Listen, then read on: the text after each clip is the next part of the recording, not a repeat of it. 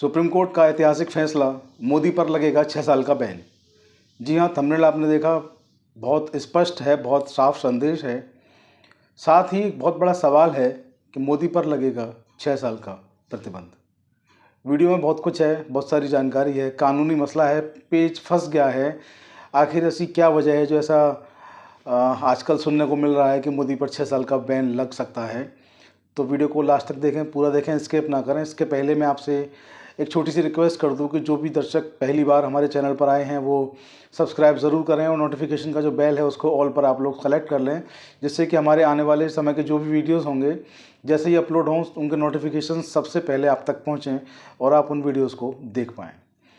तो जी हाँ, मैं Prateek Chaudhary, advocate, Chaudhary legal associate से वीडियो को शुरू करता हूँ। CGI साहब आप लोग देख रहे हैं, CGI साहब श्रीमान DY चंद्रचूड़ साहब का कार्यकाल आपने देखा, कार्यकाल समाप्ति की ओर है और उनके अगले उत्तराधिकारी यानी कि नए CGI की नाम का प्रस्ताव भी भेजा जा चुका है सरकार के पास, यानी कि अगले CGI भी लगभग तय हैं। इसके अलावा आप लोग देख रहे हैं कि प्रधानमंत्री मोदी जो हैं उनकी मुश्किलें, उनके चुनाव, उनकी व्यस्तताएँ, उनके सामने जो चुनौतियाँ हैं वो अलग तरीके की हैं। आप लोग देख रहे हैं कि राहुल गांधी एक अच्छे नेता बनकर उभरे हैं और विपक्ष के नेता संसद भवन में बने हैं। बहुत बड़ी उपलब्धि, बहुत बड़ी बात है कांग्रेस के लिए। इसके अलावा आप लोग देख रहे हैं EVM का मुद्दा जो है पीछा नहीं छोड़ रहा है। सालों हो गए, बहुत लंबा समय हो गया, अरसा हो गया EVM पर आरोप लगते हुए। ये वही EVM है जिससे कहा जाता है कि प्रधानमंत्री मोदी जो है वो प्रधानमंत्री बन जाते हैं, लेकिन इसी EVM से अनेक राज्यों में मुख्यमंत्री भी बने हैं। तो सोचने वाली बात है कि EVM में कमी है या जनता का जो विश्वास है, जो एक लोकप्रियता होनी चाहिए किसी नेता की, किसी पार्टी की, उसमें जो क्षेत्रीय कहेंगे राज्य की जो पार्टियां हैं वो पिछड़ रही हैं और कांग्रेस भी उसमें पिछड़ रही है। तो ये सब जो है भविष्य के गर्त में जो भी कुछ होगा उससे आपको अपडेट कराएंगे। अभी आपने देखा हरियाणा में चुनाव हुआ और देश की जो मशहूर रेसलर थी विनेश फोगाट चुनाव जीती हैं।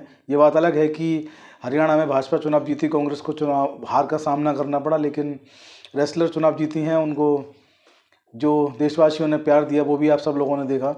तो ये सब कुछ जब चल रहा है, ऐसे में जो इस तरीके की बात जो सामने आई है कि मोदी पर 6 साल का प्रतिबंध यानी कि बैन लग सकता है, आखिर इसकी वजह क्या है? तो मैं आपको बता दूं कि इसकी वजह को जानने के लिए आपको कुछ महीने पहले, लगभग 5 से 6 महीने पहले यानी कि पीछे मैं आपको ले जाऊंगा।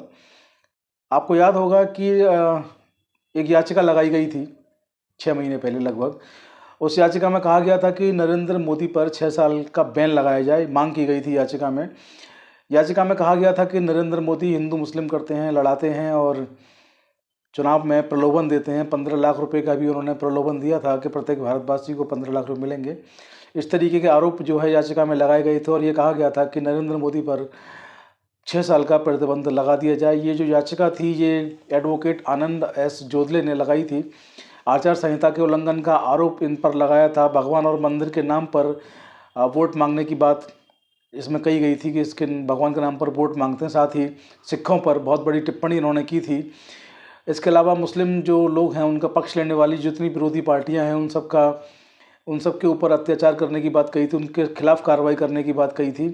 ये बात अलग है कि याचिका जो है ये खारिज हो गई थी। अब इस मामले में नया मोड़, दिलचस्प मोड़ जो आया है, मैं आपको थोड़ा सा ब्रीफ करके पढ़ देता हूँ। सोशल मीडिया पर, इलेक्ट्रॉनिक और प्रिंट मीडिया पर जो कुछ चल रहा है उसके बाद आपको जो पूरी बात है अच्छी तरह समझ में आएगी। तो मैं आपको बता दूँ, social media, print media, electronic media पर जो लिखा है वो ये है कि चुनावों में मुफ्त सौगातों के चलन पर रोक लगाने के लिए CGI चंद्रचूड़ की अदालत में एक नई याचिका लगाई गई है। ये याचिका बेंगलुरु के शशांक J श्रीधारा की ओर से लगाई गई है। ये याचिका सुप्रीम कोर्ट में लगाई गई है। याचिका में मांग की गई है कि इस मामले पर संज्ञान लेकर जो है रोक लगाए, कोर्ट रोक लगाए।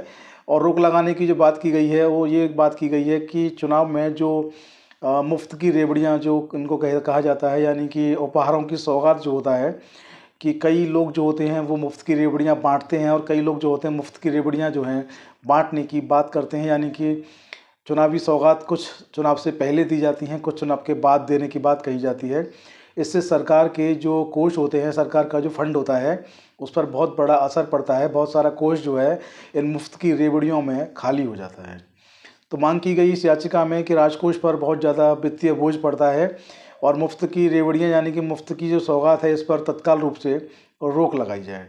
मैं आपको बता दूं इसी मामले पर दिल्ली में भी एक वकील हैं अश्विनी उपाध्याय, जो भाजपा के नेता भी हैं। उन्होंने व अन्य कुछ लोगों ने भी ऐसी याचिका दाखिल की, पहले से दाखिल की हुई हैं, जिन पे ये मांग की गई है कि इनकी सुनवाई जो है वो जल्द से जल्द की जाए। तो सुप्रीम कोर्ट ने इस रिट को स्वीकार कर लिया है, रिट को एक्सेप्ट कर लिया है, रिट का एडमिशन हो गया है। अभी सुनवाई होना बाकी है, अभी निर्णय आना बाकी है।